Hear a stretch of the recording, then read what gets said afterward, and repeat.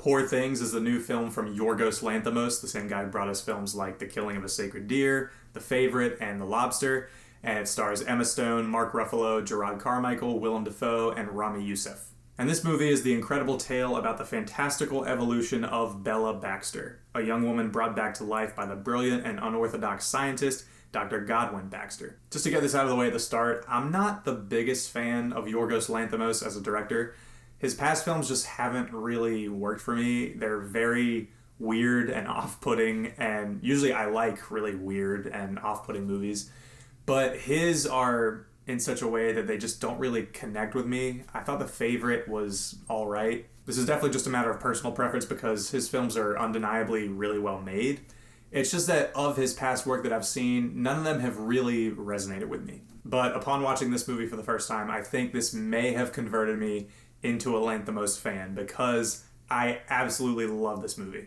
Whether you like or dislike this movie, I think one thing that critics and audiences are going to agree on is the fact that this movie is insanely weird. It is so bizarre and strange and ridiculous, kind of what you'd expect from Yorgos Lanthimos at this point. But I don't know, for some reason, this movie worked for me a lot more than his past films. And I think a lot of it is the comedy because this movie is really funny. I saw it in the theater with my brother recently, and we were both laughing really hard for the majority of the runtime.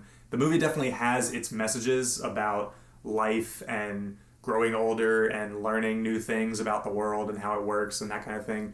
But Lanthimos finds a really great way of injecting comedy into those lessons. And that brings me to Emma Stone, who gives, without question, one of the best performances of her entire career. There's something that happens with her character that I kind of have to talk about in order to properly review this movie, but it might be considered a minor spoiler. It happens very early on in the film, but I went into this movie not knowing anything about it or this thing that occurs with Emma Stone's character. So I will say, if you want to go into this movie completely blind and not knowing anything about it, which is how I did, I would not watch this part of the video because I am going to get into something that happens with Emma Stone's character.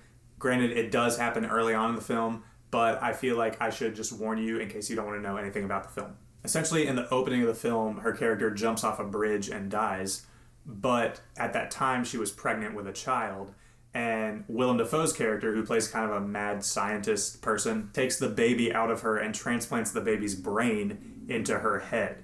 So throughout the film, we're watching this woman with the brain of an infant kind of grow up and learn about the world in the way that a child would. So we see this character get put in all kinds of situations where she's still learning and she doesn't really know how to talk correctly or how to use manners or just societal norms in general. It reminded me a little bit of Daniel Radcliffe's character in Swiss Army Man, and Lanthimos finds some incredible comedy in all these situations. There's so many hilarious scenes of her just putting these things together and essentially growing up and trying to just understand the world around her.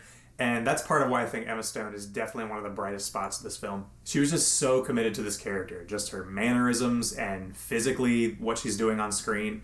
This just feels like the most I've ever seen Emma Stone throw herself into a role. There's also a lot of scenes in here that must have been uncomfortable for her to film because there's a lot of graphic sex in the film that she's often a part of. And she just does this all really well. She just felt completely fearless and like she committed 100% of herself to this role. I know she already won an Oscar for La La Land back in the day, but definitely don't be surprised if she at least gets nominated for this movie because this is definitely some of her best work. I also really loved what Mark Ruffalo was doing here. We all know he's kind of been stuck playing Hulk for the past 10 years or so, and because of that he hasn't really been able to do much outside of that franchise. But if you go back and watch the performances that he gave before he was cast as Hulk, the guy is a phenomenal actor. I just rewatched Zodiac recently, and he's amazing in that movie. And I've wanted to see him get back to more of those creative risk type of roles. And here he definitely did that. He is so funny in this movie. This feels considerably different from anything he's done before. He plays this character who kind of just wants to use Emma Stone's character as this pet for his own personal gain and for whatever he wants her to do in that moment.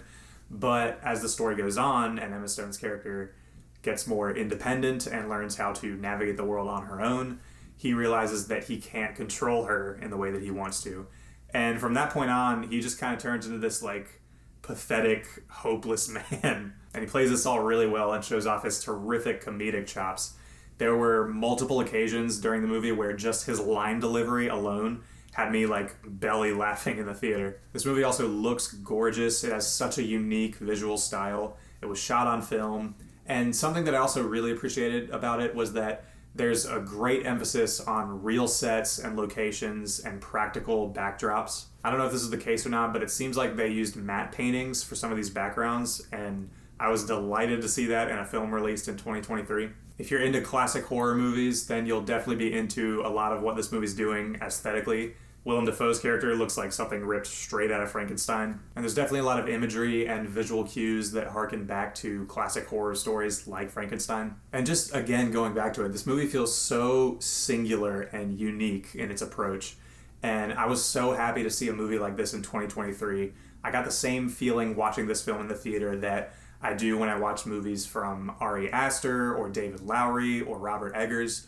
Just completely uncompromised creative visions that just don't give a shit about if its audience is going to get it or not, or what's trendy today, or what studio heads and executives think about what people want to see. Just a filmmaker saying, look, here's what we want to do, and you can take it as you will. And I'm always really inspired by seeing movies like that, and Poor Things definitely did that for me. As for issues, I would say that the film feels like it's a little bit too long, and I did start to feel a runtime in the third act. The first two acts I thought were fantastic, and the pacing was great, but a lot of what was holding it together was the comedy. And once you get into the third act of the film, it takes a noticeably different approach where it gets a little bit more serious and a lot of those jokes start to fade away. And there's a revelation that occurs, and it just feels like the movie gets a little bit more serious than it was in those other two acts, which is not necessarily bad, but I just felt like it didn't totally mesh with those first two acts as well as it could have. So I just feel like the pacing towards the end could have been a little bit tighter. Also, there's kind of two different storylines happening in the film, one with Emma Stone and Mark Ruffalo, and then one with Rami Youssef and Willem Dafoe. And I didn't think the Dafoe-Youssef storyline was quite as interesting as the stuff happening with Emma Stone and Mark Ruffalo. I wasn't completely uninterested in it. Willem Dafoe has a couple of really great gags that like keep coming back in the film that I thought were so funny. But there were times where it would sit with those characters for a little bit and I'd kind of be like, why don't we get back to Emma Stone and Mark Ruffalo? But those couple things aside, I thought Poor Things was a great movie. I had such a good time with it. And I truly do think it's one of the best films of the year. Absolutely terrific performances from Emma Stone and Mark Ruffalo that deserve awards recognition. Such a unique visual style. It looks beautiful. Had me laughing for a majority of the runtime.